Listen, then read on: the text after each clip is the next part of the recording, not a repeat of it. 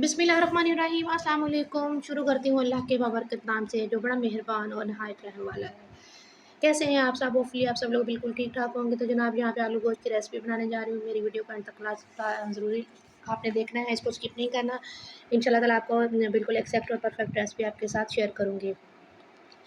तो फिर चलिए बनाना स्टार्ट करते हैं। मेरे पास जो है ना वो बीफ का जो है ना वो गोश्त था, 1 केजी था। उसको मैंने जस्ट नमक डाल के कुकर के अंदर जो है ना उसको प्रेशर देकर बॉयल करके उसको गला लिया अच्छे तरीके से। तो चलिए फिर अब हम इसको बनाना स्टार्ट करते हैं। तो उसके लिए जो है ना वो सबसे पहले मैंने जो है ना वो हाफ़ कप जो है ना वो घी का डाल दिया है इसके अंदर, और आपने चॉप कर लेना है प्याज को बारीक-बारीक। आपने वो प्याज जो है ना वो इस घी के अंदर डाल के इसको अच्छे तरीके से आपने सॉफ्ट कर लेना है।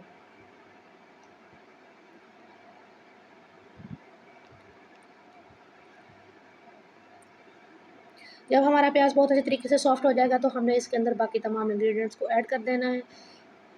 बिल्कुल देगी जिस तरह आलू गोश्त बनता है उसी स्टाइल की मैं आपको रेसिपी देने जा रही हूँ। बीफ को मैंने पहले गला लिया था ताकि हमारे टाइम की बचत हो जाए। तो इसके अंदर मैंने डाल दिया 1 टेबल स्पून लहसुन अदरक का पेस्ट और साथ में टमाटर। एक जो है ना वो टमाटर बड़े साइज़ का कट करके मैंने वो ऐड कर दिया है। और साथ में अब जो है ना वो बाकी तमाम स्पाइसेस को ऐड कर देंगे। 1 टेबल स्पून इसमें मैंने डाला है हल्दी पाउडर, 1 टेबल स्पून नमक, 1 table spoon red chilli flakes. अगर आपको पिसी हुई मिर्च आप इसके अंदर डालना चाहते हैं तो आप वो भी यहाँ पे ऐड कर सकते हैं। और हाफ़ टेबल स्पून इसमें मैंने जो है ना वो डाल दिया है पिसा हुआ ज़ीरा पाउडर और धनिया पाउडर। ये दोनों चीज़ें जो है वो रोस्टेड हैं, पाउडर फॉर्म में है, जो मैंने इसके अंदर ऐड की हैं।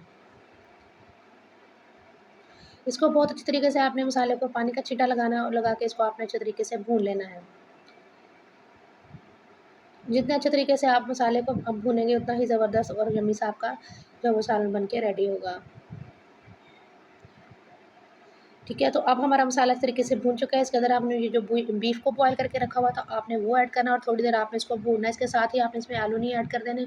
थोड़ी देर बीफ को जो है ना वो अलग से आपने भून लेना है। उसके बाद आपने इसके अंदर आलू ऐड करने हैं, ताकि जो बीफ की एक स्मेल होती है गोश्त की वो थोड़ी-सी इसके अंदर जो है ना वो ख़त्म हो जाए। तो इस स्टेज पे अब आपने इसको 5-7 मिनट भूनने के बाद आपने इसके अंदर जो है ना वो कट किए हुए आपने आलू ऐड करने हैं और इसको दोबारा से आपने भूनना स्टार्ट कर देना। अब 5 से 7 मिनट आप इसको मज़ीद और भूनेंगे ताकि अच्छे तरीके से इसका कलर चेंज हो जाए। तो ये देखें कितना ज़बरदस्त कलर आ चुका है इसका, बहुत तरीके से हमने इसको भुना रहा। अब आपने इसके अंदर जितना आपको शोरबा रिक्वायर हो आपने इसके अंदर वो पानी ऐड करके और आपने इसको पकने के लिए छोड़ देना है ताकि हमारे आलू भी अच्छे तरीके से गल जाएँ। उतनी देर में जो लोग मेरे चैनल पे नहीं हुए उनसे मेरी यही रिक्वेस्ट है कि आप लोग मेरे चैनल को सब्सक्राइब ज़रूर कर लीजिएगा, और टिकटॉक के जो मेरे व्यूअर्स हैं उनसे भी मेरी यही रिक्वेस्ट है कि आप लोग मेरे जाके यूट्यूब चैनल को ज़रूर सब्सक्राइब किया करें। और जो लोग जिन्होंने ऑलरेडी मेरे चैनल को सब्सक्राइब किया हुआ है तो उनका बहुत बहुत शुक्रिया, और वो मेरी वीडियो को लाइक और शेयर करना ना भूलिएगा।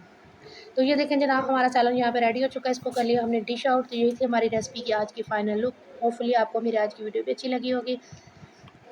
अगर अच्छी लगी हो तो मुझे एक प्यारा सा कमेंट ज़रूर कीजिएगा। अपना ख्याल रखिएगा, अपने वालिदैन का ख्याल रखिएगा। Thanks for watching.